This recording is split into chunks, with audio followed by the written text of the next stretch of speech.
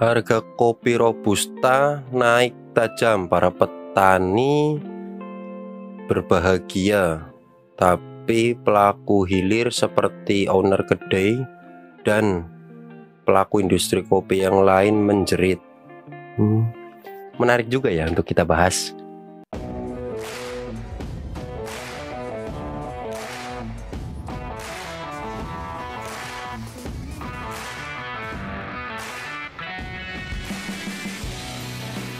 Sebelum kita bahas lebih lanjut tentang fenomena harga kopi Robusta yang terus meroket, ada baiknya kita juga paham tentang apa itu kopi Robusta. Coffea Canepora Pierre X. Afronher atau biasa yang kita sebut sebagai kopi Robusta merupakan spesies kopi yang berasal dari Afrika, khususnya daerah sub-Sahara bagian tengah dan barat. Di alam liar, tanaman ini ditemukan terutama di bagian bawah hutan hijau yang lembab dengan ketinggian berkisar antara 50 hingga 1.500 meter di atas permukaan laut. Robusta berasal dari hutan hijau dataran rendah yang lembab di daerah tropis Afrika. Daerah dengan distribusi geografis yang alami yang luas di Guinea hingga Uganda dan Angola tumbuh dalam berbagai bentuk dan ekotipe. Robusta telah disurvei dan diprospek oleh misi Orstom dan VAO. Asal-usul alami yang tepat dari jenis yang dibudidayakan sulit untuk diketahui secara pasti, mengingat pengenalan dan naturalisasi berbagai subtipe yang tersebar luas di seluruh dunia. Budidaya spesies ini dimulai sekitar tahun 1870 di Kongo, menggunakan bahan yang berasal dari wilayah sungai Lemomami di Zaire, yang sekarang dikenal sebagai Republik Demokratik Kongo. Subtipe Robusta yang disebut Koilo kemudian berganti nama dalam bahasa Indonesia yaitu Conilon melalui distorsi linguistik ketika diperkenalkan ke Brazil. Diamati di alam liar oleh orang Prancis pada tahun 1880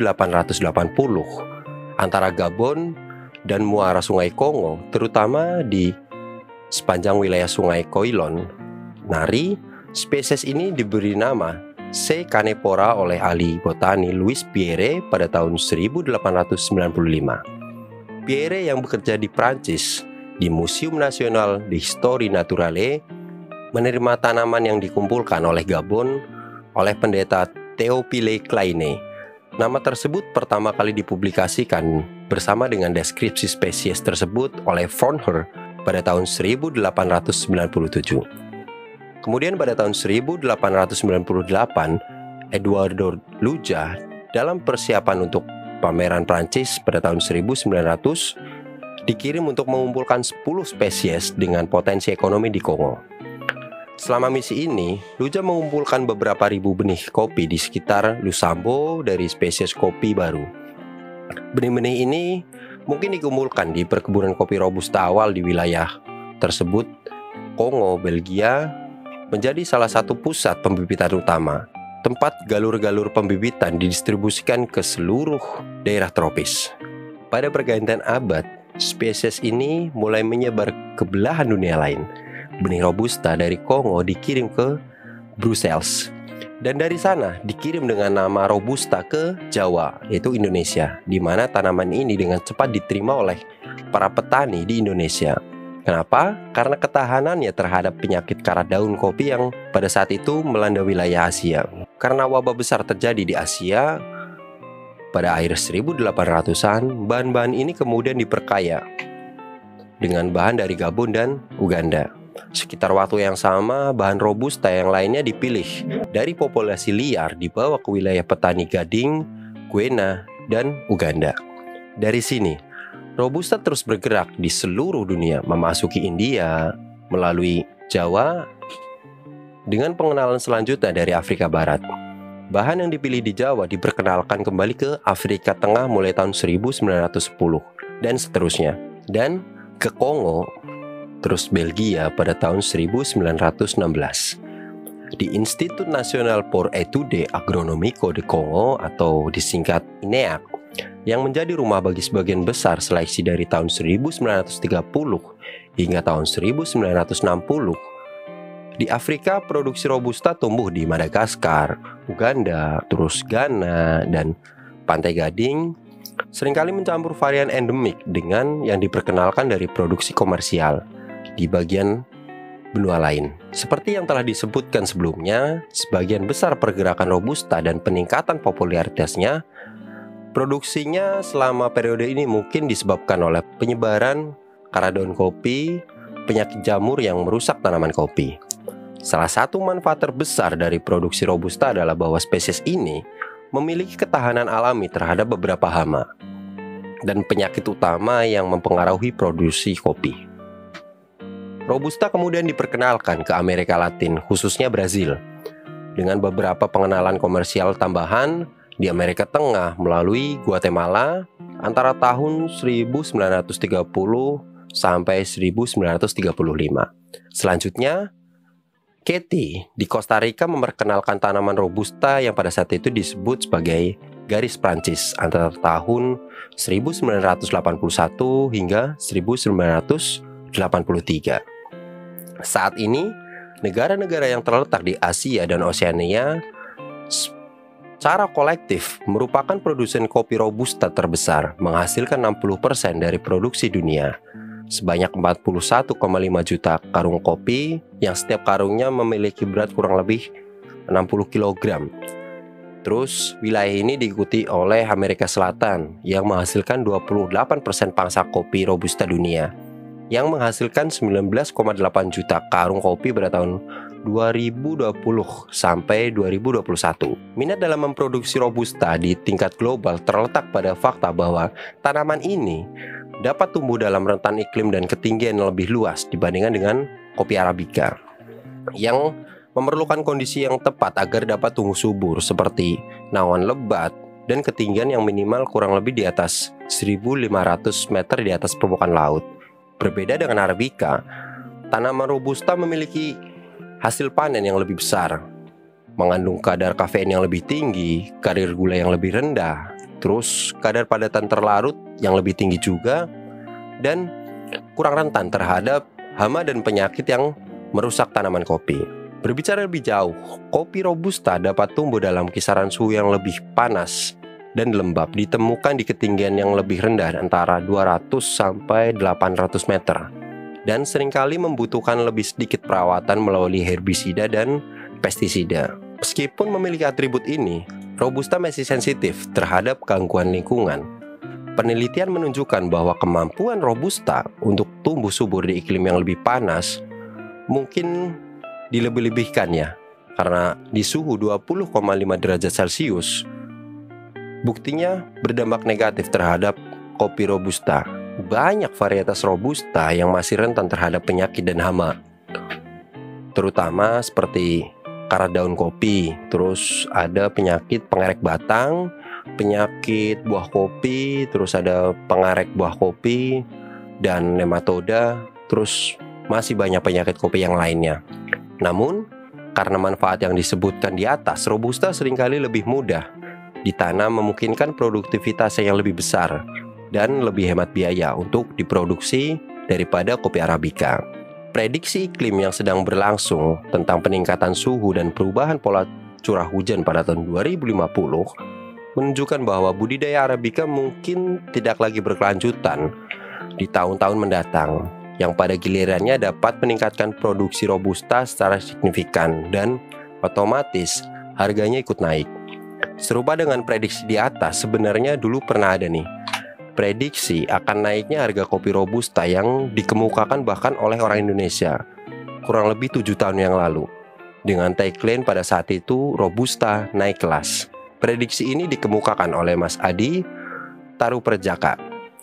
Dasar dari prediksi tersebut adalah setelah dilakukan penelitian terhadap pertumbuhan dan produktivitas kopi Indonesia, di mana kopi Arabica setiap tahunnya mengalami penurunan yang drastis, yang diakibatkan dari alih fungsi lahan yang sebelumnya dijadikan sebagai perkebunan kopi, tapi beberapa tahun ke belakang dialih fungsi menjadi perkebunan sayur mayur. Terus kalau misalkan kalian gak percaya nih tentang data tersebut, kalian bisa cek sendiri di Badan Pusat Statistik Negara yang bertugas mendata hasil tentang perkembangan pertanian Indonesia, setiap tahunnya mereka pasti rilis data yang biasanya membuat jurnal yang bisa kalian baca di situ tentang perkembangan kopi dari tahun ke tahun. Meski begitu, Robusta menghadapi keterbatasannya dan kerentanan iklimnya sendiri. Namun, biji kopi yang dihasilkan dari produksi Robusta menghasilkan perbedaan dalam hal rasa dan kualitas pada saat di cupping. Misalnya, kopi yang diseduh dari biji Robusta seringkali memiliki tingkat keasaman yang lebih rendah, unaromatik, yang dikenal dengan sifatnya yang membumi namun ditangani diproses dengan benar. Robusta dapat berfungsi sebagai produk untuk pasar khusus. Terus, keanekaragaman Robusta. Banyak istilah umum yang digunakan untuk menggambarkan Robusta di daerah tempat kopi ini tumbuh. Istilah-istilah ini termasuk Robusta. Ada Konilon, Konilu, Koulu, dan yang lainnya. Istilah-istilah ini umumnya bersifat regional ya, sehari-hari dan tidak selalu dengan varietas atau klon genetik tertentu yang telah dikembangkan dan dirilis oleh para pemulia benih sebelumnya. Karena Robusta melakukan penyerbukan silang, satu pohon Robusta tidak dapat berhasil menyerbuki bunganya sendiri, seperti yang dilakukan oleh pohon Arabica. Para ilmuwan menyebutkan istilah ini dengan kata allogamous. Subtipe yang tumbuh di tanah yang sama biasanya saling kawin. Konsekuensi dari sistem perkawinan ini adalah bahwa mayoritas kopi Robusta yang dibudidayakan masih terdiri dari populasi yang tidak dipilih dan diperoleh dari benih yang diserbukan secara terbuka. Sederhananya, perkebunan Robusta tidak seragam secara genetik. Akibatnya, banyak petani Robusta kurang menyadari varietas atau subtipe mana yang mereka tanam selama ini. Inilah salah satu alasan mengapa dalam bahasa sehari-hari C. canopora sering disebut sebagai Robusta, seperti yang dijelaskan dan dikomersilkan oleh Linden pada tahun 1900. Karena Robusta merupakan spesies penyerbuk silang, yaitu memerlukan serbuk sari dari dua jenis tanaman berbeda untuk menghasilkan satu buah ceri, petani perlu menanam lebih dari satu jenis Robusta di ladang mereka agar penyerbukan dan produksi buah berhasil. Beberapa program pemulihan benih telah dikembangkan dan dirilis. Namun, tidak semua jenis Robusta dapat tumbuh bersama dengan sukses di satu ladang yang sama. Makanya itu, kompatibilitas silang antara jenis yang dikendalikan secara genetik itu diatur. Beberapa varietas yang tidak dapat saling membuahi juga berpengaruh di dalamnya. Kemudian penelitian tentang kombinasi subtipe yang optimal dalam produksi sampai saat ini masih jarang. Tetapi satu pertimbangan utama adalah pembuahan yang serentak. Kemudian di berbagai wilayah produksi, cara campuran tersebut dirilis dan didistribusikan untuk petani kemudian agar mereka dapat menangani pertanian mereka secara berbeda dan optimal. Kemudian di Afrika Barat misalnya, pemulia tanaman biasanya membuat varietas benih poliklonal. Misalnya, beberapa jenis Robusta yang berbeda didistribusikan bersama dalam paket benih yang sama kepada petani. Terus di Brazil, pemulia tanaman biasanya membuat beberapa klon unik yang kemudian diuji kompatibilitasnya. Klon komplementer dengan kinerja tertinggi kemudian diperbanyak dan dirilis kepada petani. Cakupan keragaman genetik pada kopi Robusta jauh lebih luas daripada kopi Arabica sebenarnya. Ada banyak variasi yang tidak diketahui, termasuk sifat yang terkait dengan kualitas kopi dalam kumpulan gen kopi Robusta.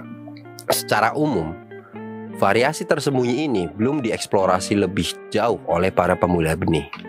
Mungkin banyak dari kita, semua pelaku industri kopi bertanya-tanya ya, kenapa sih harga kopi setiap hari mengalami kenaikan yang drastis?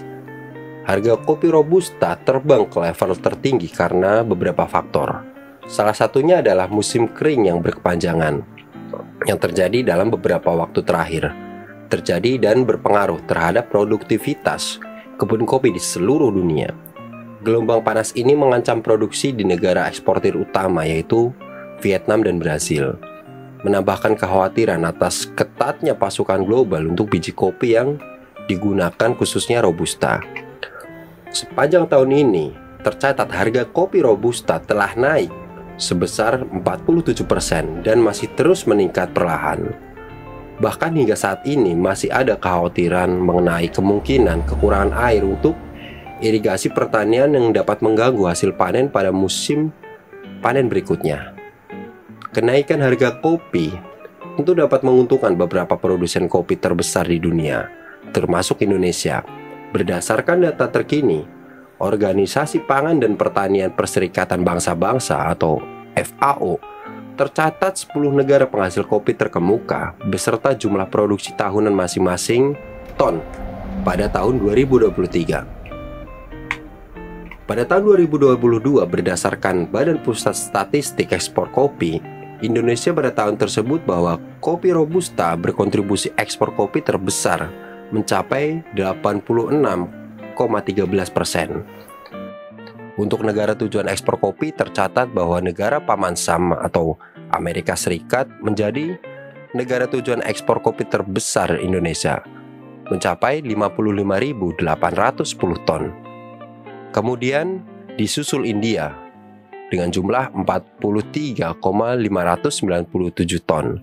Dan urutan ketiga terdapat Mesir dengan jumlah 37.428 ton. Secara keseluruhan, ekspor kopi Indonesia sebanyak 433,78 ribu ton dengan nilai mencapai 1,14 miliar US dollar atau sekitar 18,46 triliun lah. Dengan kenaikan harga kopi saat ini, maka Indonesia bisa mendapat berkah lebih besar. Kopi merupakan salah satu tanaman komersial terpenting di dunia, menghasilkan devisa yang signifikan dan menopang mata pencarian jutaan orang di seluruh dunia. Selama 30 tahun terakhir, permintaan kopi terus meningkat, yang kemudian menyebabkan peningkatan produksi pada sektor pertanian kopi dan diikuti dengan ekspor besar-besaran. Produksi kopi Robusta berkembang pesat setelah munculnya kopi instan pada tahun 1950-an. Saat ini, sekitar 60% kopi yang diproduksi dan dipasarkan di dunia berasal dari tanaman Arabica dan 40% berasal dari tanaman Robusta. Produsen kopi Robusta global teratas saat ini adalah Vietnam, Brazil, Indonesia, Uganda, terus yang terakhir ada India, yang bersama-sama memproduksi lebih dari 90% kopi Robusta dunia. Menurut jurnal Slivchenko yang ditulis pada tahun 2021.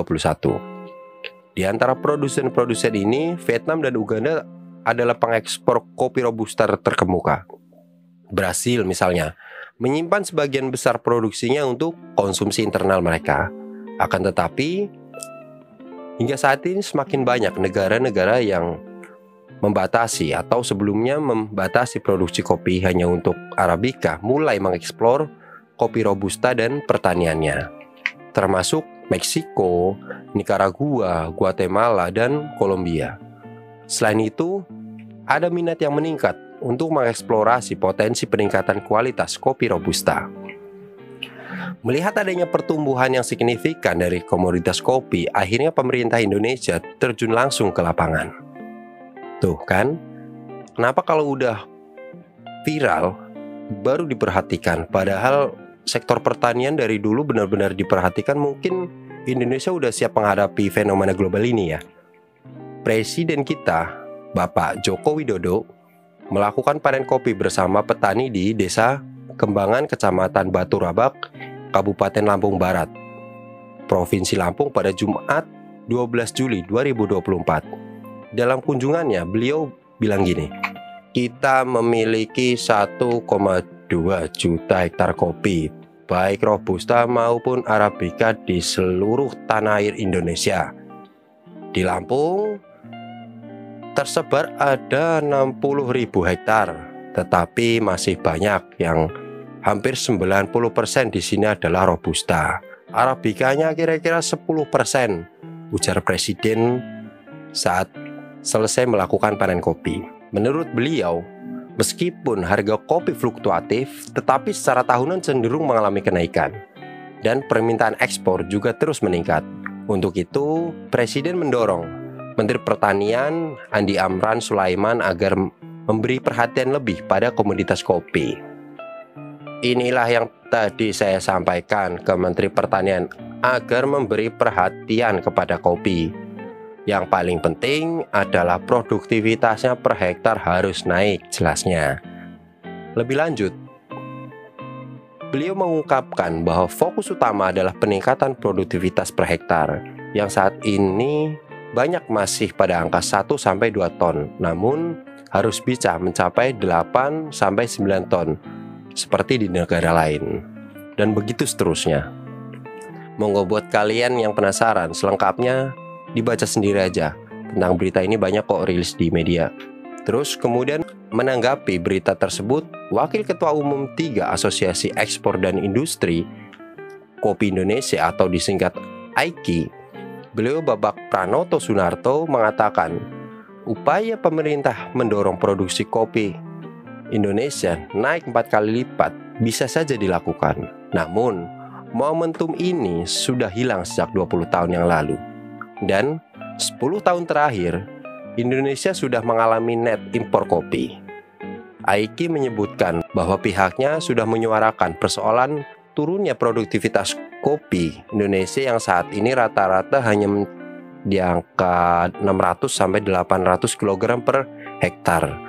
Meski sebagian kecil bisa diproduksi 1-2 ton, itu pun nggak semua perkebunan kopi. Pokoknya setidaknya butuh 10 tahun untuk meningkatkan produksi kopi. Namun, dibutuhkan sejumlah perbaikan terkait persoalan bibit, terus penyelesaian tentang penyakit kopi, hingga pengembangan pupuk yang ramah lingkungan.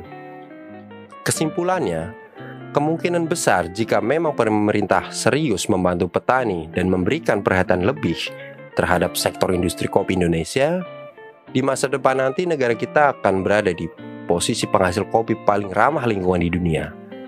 Bukan tanpa sebab dan alasan ada statement seperti ini, karena kalau kita lihat industri kopi pertanian yang terbesar seperti Brasil, Vietnam, mereka menggunakan pupuk kimia seperti NPK dan lain-lain, di mana tanahnya semakin lama jelas semakin tidak sehat. Terus berbanding terbalik dengan Indonesia nih, yang masih didominasi dengan sistem pertanian organik dan ramah lingkungan, hingga nantinya bisa menghasilkan pertanian yang berkelanjutan dan bisa mensejahterakan petani Indonesia. Terima kasih buat kalian yang sudah nyimak kisah kopi kita sampai selesai.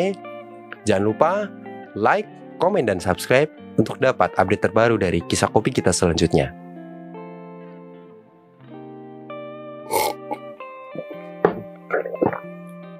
Arep keselak maning.